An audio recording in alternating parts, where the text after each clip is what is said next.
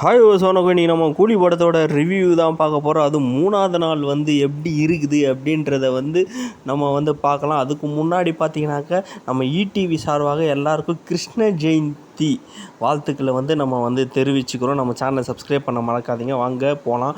So 3வது நாள் படம் பார்க்க இன்றைக்கி நம்ம போயிருந்தோம்.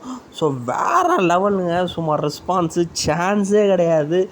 செம்ம என்ஜாய்மெண்ட்டு. ஸோ ஃபஸ்ட் நாள் நார்மலாக பார்த்தீங்கன்னாக்கா அந்தந்த சீன் தான் கத்திகிட்டு இருந்தாங்க. ஸோ அதுக்கப்புறம் குறைலாம் நிறையா சொல்லிகிட்டு இருந்தாங்க. ஸோ செகண்ட் டே போனேன், அதுவும் மார்னிங் ஷோ போனேன். ஸோ அதுவும் பார்த்தீங்கன்னாக்கா பயங்கர ரெஸ்பான்ஸ் இருந்தது. நார்மலாக நாங்கள் அலப்பறை பயங்கரமாக கொடுத்துட்ருந்தோம்.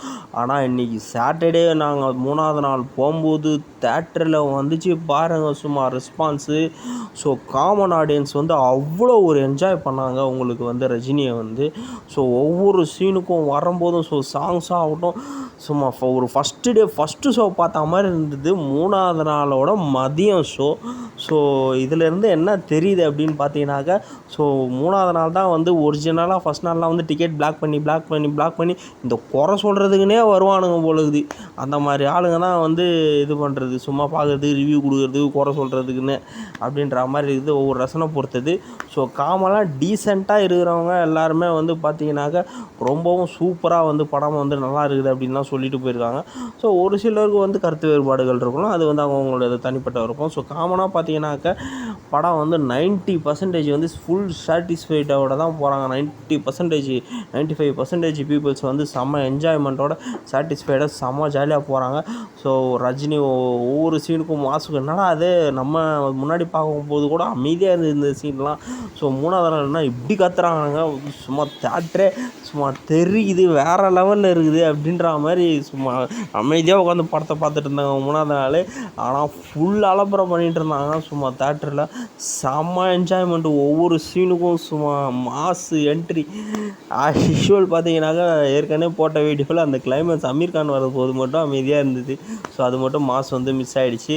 படத்தை கிளைமேக்ஸ் முடிக்கிறதும் கொஞ்சம் இதுவாக அது கொஞ்சம் டிசப்பாயின்மெண்ட்டு. ஆனால் படம் கமர்ஷியல் மூவி அப்படி தானே முடிச்சாகணும். ஏன்னா ஒரு கற்பனைக்குரிய ஒரு கதை தானே. கற்பனைக்குரிய கதையில நம்ம எதிர்பார்க்க முடியாது எதுவுமே. ஸோ அதில் பார்த்தீங்கன்னாக்கா சூப்பர் ஸ்டார் ரஜினிகாந்த் வேறு லெவல் பர்ஃபார்மன்ஸ் இறங்கி செஞ்சிட்டார். ஸ்ருதி ஹாசன் நடிப்பு சொல்லவே வேணாம். சத்யராஜ் ஆஸ் யூஷுவல் கதைக்கு தேவையானது. சும்மா நாகார்ஜுனாவும் தூக்கி பயங்கரமாக விட்டாங்க. அதுக்கப்புறம் பார்த்தீங்கன்னாக்கா இந்த மலையாள நடிகர் அப்புறம் பிச்சு உதறிட்டார். அதுக்கப்புறம் மீதி இருக்க அந்த கன்னடா நடிகரும் அது அமீர் கானும் மட்டும்தான் கொஞ்சம் அவங்களுக்கு ஸ்கோப் இல்லை படத்தில்.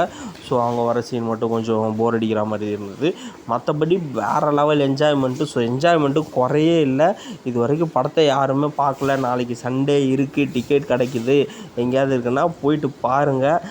பயங்கர ஒரு சாட்டிஸ்ஃபைடு உங்களுக்கு கிடைக்கும், ஒரு எனர்ஜி கிடைக்கும், ஒரு சந்தோஷம் கிடைக்கும். ஸோ அந்த மாதிரி தான் மூவி இருக்குது.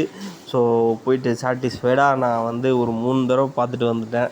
போயிட்டு பீப்புள்ஸோட யார் கூட பார்க்குறோன்றது முக்கியம். சும்மா குறை சொல்கிறத போனால் நல்லா தான் இருக்காது. ஸோ நம்ம நார்மலாக எந்த எக்ஸ்பெக்டேஷனும் இல்லாமல் போய் பாருங்கள், நல்லாயிருக்கும். ஸோ தேங்க்யூ ஃபார் வாட்சிங் திஸ் வீடியோ. நம்ம சேனல் இது வரைக்கும் சப்ஸ்கிரைப் பண்ணலைன்னா சப்ஸ்கிரைப் பண்ணுங்கள், எல்லாருக்கும் ஷேர் பண்ணுங்கள். திருப்பி தேங்க்யூ ஃபார் வாட்சிங் திஸ் வீடியோ.